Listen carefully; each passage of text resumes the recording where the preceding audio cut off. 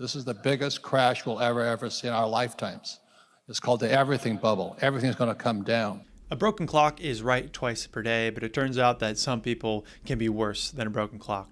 On July 16, 2023, Robert, the author of the famous Rich Dad, Poor Dad, tweeted out, "I do not play the stock or bond markets. As an entrepreneur, I like my hands on control too much. Yet too many signs point to a severe stock market crash. If your future depends on stocks and bonds, please be careful. Possibly ask for professional advice. Afraid depression coming."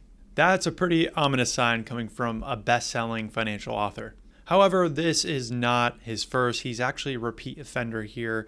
This chart right here shows the S&P 500 from 2009 and along with some tweets from Robert along the way. On the chart, as you can tell, in 2011, people were in fear of a double dip recession, especially after the 2008 financial crisis.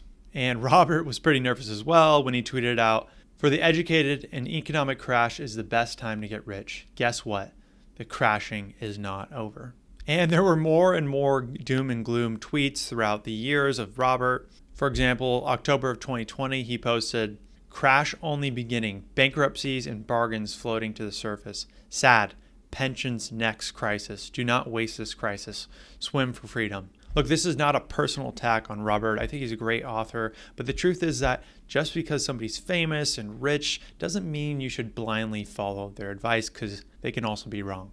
And they don't know your personal situation, they don't know your finances, and at some point, Robert may have an accurate assumption. He might be right about a crash. I don't know if or when that would happen. But how much money do investors have to lose along the way listening to Robert and completely abandoning their investment plan? Very smart people can be very persuasive when it comes to saying this time is different. Maybe they're right, and maybe Robert knows something that you don't. But if they're wrong, can you personally hold them accountable?